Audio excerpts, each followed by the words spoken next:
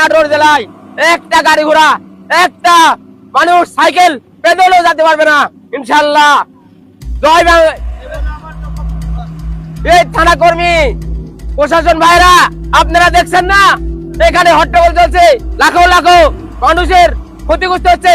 এক নেতা কর্মী আটকাইছেন, আজ লাখো লাখো কর্মী আপনাদের শহীদ দিবস বন্ধ করেছে। আর এক কর্মীকে যদি কোনোদিন আটকান, এই লালপুর কেন নাটোর জেলাকে অবরোধ বানা দিব, একদম শহীদ ঘোষণা করে দিব।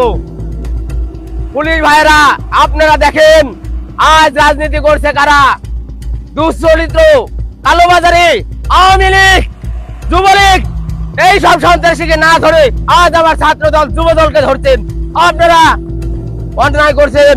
আর একদিন বলে যাচ্ছি, আমার কোন কর্মী আর একবার দ্বিতীয়বার যদি কোনো ধরেন, এই নাটোর জেলায় একটা গাড়ি ঘোড়া, একটা মানুষ সাইকেল পেদলেও যেতে পারবে না ইনশাল্লাহ। জয় বাংলা।